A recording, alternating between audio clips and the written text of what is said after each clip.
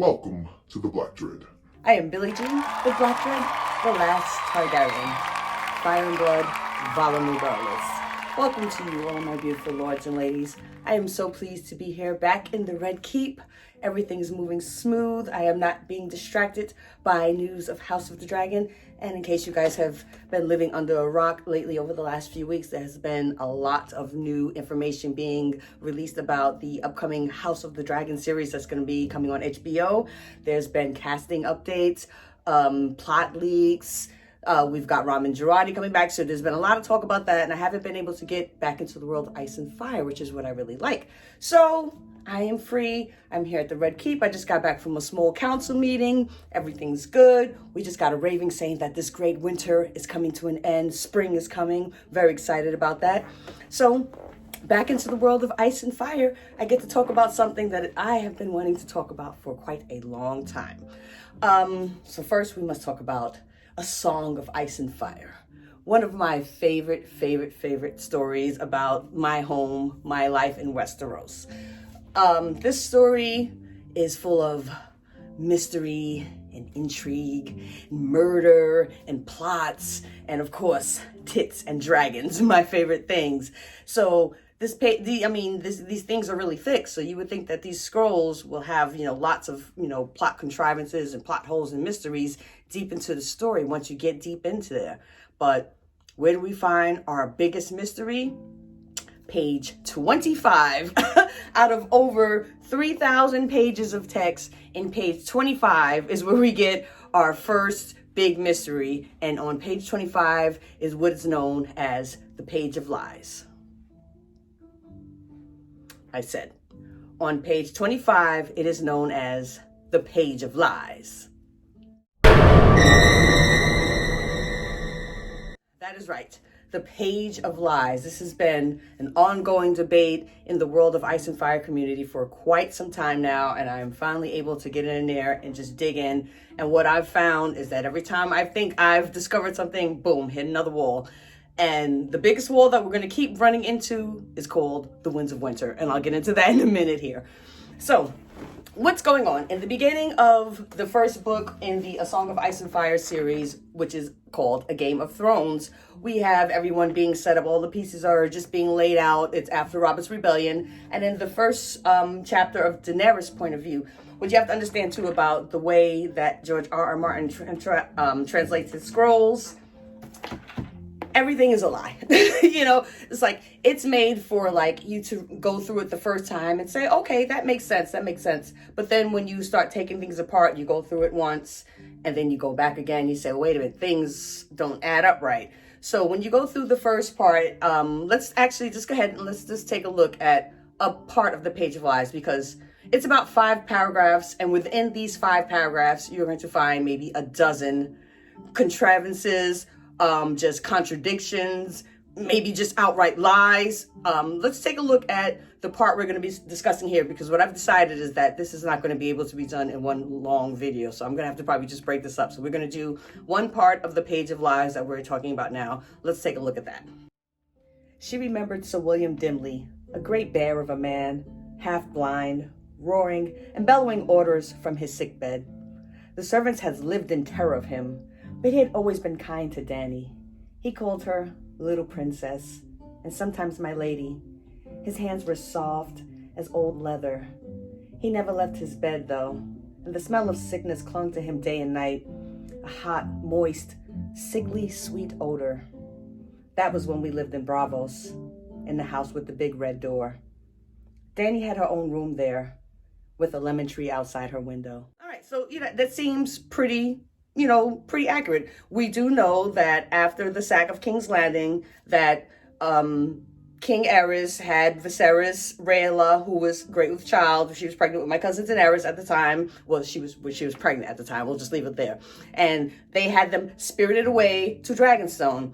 The timeline is something that we don't really have like nailed down. So we don't know if it was weeks, months, how long it was between the sack of King Landing, them leaving, arriving Dragonstone, and then leaving, etc. So the way Daenerys is telling the story now, a few paragraphs before this here, the first thing she lets us know is that, Viserys is telling her things, and she says, well, the dragon may remember, but Dany couldn't remember. So she's very young when this all happened. She may be about 3 years old when the big things started happening, but she's not even born when they leave King's Landing. So, yes, it's all true. Viserys was sent away from King's Landing. They did go to Dragonstone. William Darry was involved with 4 loyal men who took them to, safety. And they did leave. After a while, they had to leave Dragonstone and go to Essos and move around a lot. All of that is true. But now, when you go onto your second read, or sometimes maybe your third read, or fourth, in my case, read of the text, you start to come up with something that doesn't make sense. That was when they lived in Bravos, in the house with the big red door. Dany had her own room there, with a lemon tree outside her window. Lemon tree, Bravos. Lemon tree, Bravos. Lemon tree, Bravos. Lemon tree. That's right, the lemon tree. The lemon tree. The lemon tree. That's right. Lemongate. This is a huge, huge, huge deal. It may seem like, oh, what's the big deal about that? But the fact that she is in Bravos and she's looking outside of her window and there's a lemon tree there. Oh, that's great. Oh, you read it. Oh, that's no big deal. It's one of her fondest memories. No, let's talk about this lemon tree. What do we know about lemons in Westeros? There's a lot of things we know, but we know 2 main things. One, we know Sansa loves her lemons. Like, Sansa has to have lemon cakes everywhere she goes, and it seems like that's well known throughout Westeros. Like, when Sansa's in the Vale, oh, they want to calm her down. Oh, we got lemon cakes brought in. Remember that. We got lemon cakes brought in up in the Vale. And when they're all in the Riverruns and the Riverlands, people are talking about lemons. Oh, we can't have lemons here. What are you, crazy? So it's like, oh. So everyone seems to know about lemons, and everyone seems to know Sansa has to have lemons, so they have to always have them brought in. So we know that. So they're very specific about it. There may be a dozen references about Sansa and these lemon cakes in the story. In fact, in the Feast for Crows, which is a cookbook. It's a cookbook. It's a cookbook. It's a cookbook. There's a recipe for lemon cakes, and I have this whole story about these specifically because inspired by Sansa. So we know that 1. 2, what else do we know about lemons? We know they only grow in certain climates. Seems like certain places in Westeros, in my land, are similar to your land. For example, certain citrus fruits only grow in a place called Florida. Well, for me, it's similar. Our citrus fruits only grow in southern places. Places like Dorne. What is known in Dorne? They're blood oranges. It's known for Dorne. They have certain spices and certain fruits that you can't get anywhere else. The Reach. Where is the Reach? So what you have to do is you get out your map. You get out your ice and fire. You get out your map and you take a look at your map. And you start taking a look at where are these places. Where is Dany in Bravos? Where was Bravos? High on top of Essos. Essos may as well be the Vale when it comes to, Bravos may as well be the Vale as high as it is up, So how in the world is she looking outside of her window and there's a lemon tree growing in Bravos? We've heard a lot about Bravos also. We know that Bravos is known for, 1, not having trees. Oh, that's a big deal, Bravos is cold and rainy and wet. Do lemon trees grow a lot in Seattle? Is that a thing? I don't think so. I know that they grow a lot, in southern places. So why would we find lemon trees in Bravos? Well, that's what the Black Dread is here for. Now, again, like I said, we are going to keep running into this wall called the Winds of Winter because, unfortunately, the Winds of Winter is part of the story that we may never get. I'm trying to be positive, but we may never get it, so we have to start doing things like deciphering the information and going through it ourselves. So we go around. I'm thinking the first thing I thought was, okay, I know for a fact that Dorne is involved with the Targaryen children from the beginning, because we know that in A Dance of Dragons, Quentin shows up and he has information. He has a parchment that says that, we, the Dornish, are going to help the Targaryens get back the Iron Throne if you marry my daughter. And we know that because also William Darry, who's the caretaker of Daenerys and Viserys as they were children on Dragonstone and before they had to leave and go to Essos, he met with Oberyn Martell.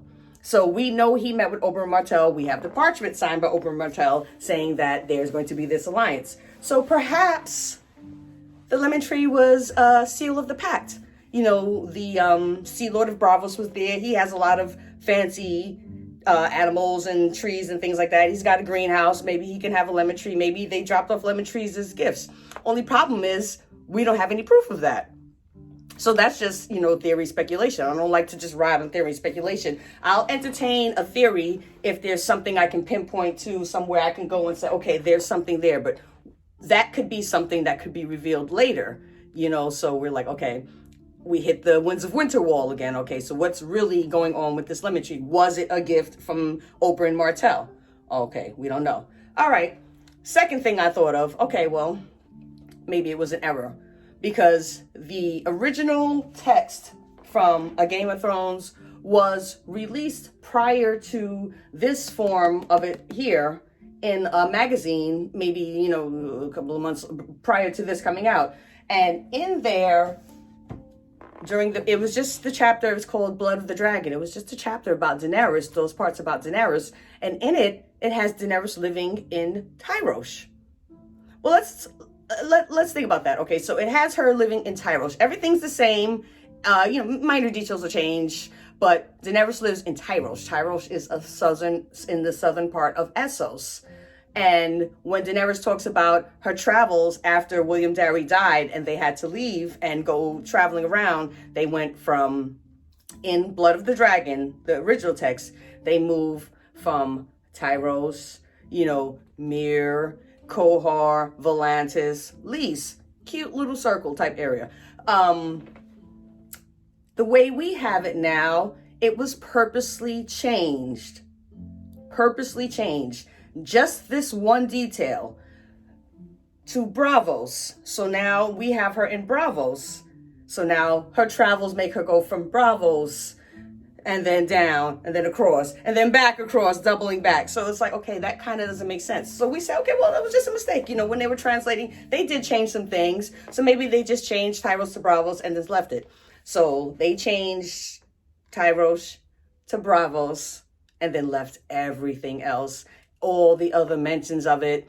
So I'm just like, I think it's very specific. Like I said, when you're reading these texts, you realize every single piece of information means something. They keep saying this house with the red door. They keep speaking about this lemon tree. She mentions it a few times. She mentions it, again, like maybe in Feast for Crows, they talk about lemons and Bravos and specifically the weather and Storm of Swords and Clash of Kings, in every single text, they are speaking of this.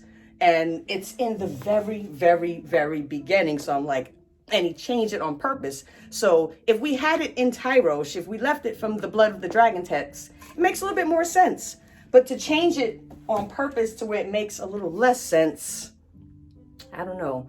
I think that might be a little bit deliberate. So I want to throw out the theory that maybe it's a mistake, it's just oversight, maybe, there's something wrong. There was somebody didn't translate it from Giscari properly to Valerian and then it got lost somewhere. I don't know.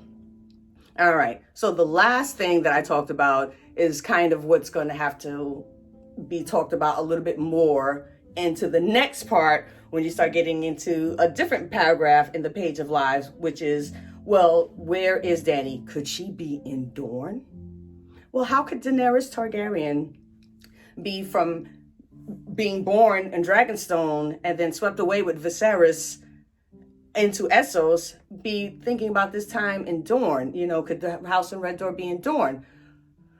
Well, that leads us into, like I said, the next video, because now we have to start bringing in other characters. We start bringing in other events. Maybe Daenerys is not exactly who we think she is. And that's something that I just came across maybe a few weeks ago. So I'm just still trying to uncover, well, what really could happen in Dorne. Again, it starts all revolving back around Rhaegar Targaryen and Lyanna Stark. It all comes back to these two here.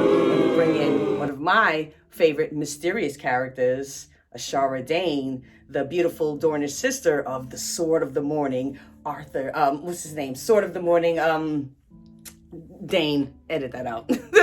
Sword of the Morning. So, yeah, so she's his sister, the sister of the Sword of the Morning. Yeah, so she comes in and she has something to do with Ned and the Starks and Harrenhal and what happened at Harrenhal, the tourney. That's when Rhaegar crowned Lyanna Stark with the flowers and love and beauty, and one thing led to another, and here we are. Now I am in charge of everything because of Rhaegar and his stupidity. So we have to talk about that in another video. There's, like I said, there's like maybe 7 or 8 different things in just a few paragraphs, so we have to get into that. But in the meantime, what I'm going to just have to try to just see what everyone else thinks. Like, what do you think? Like, where is Daenerys? Where is this House of Red Door? Like, how could she have a lemon tree in Bravos? That's a big deal. It may seem like something small, but that's a big deal. That's like me saying, you know, like I grew up in Antarctica and I had, you know, all these lemon trees outside of my house. Like, what? How? You know? So let's think about that a little bit more, and let's also get into the next part of it. But let's just do that another time here because I've got some more things to do here in the Red Keep. You know, of course, as usual, I like to get a little bit of milk of Poppy and chill out. So what I'm going to do is leave you with the words of, I guess, House Targaryen, a Game of Thrones.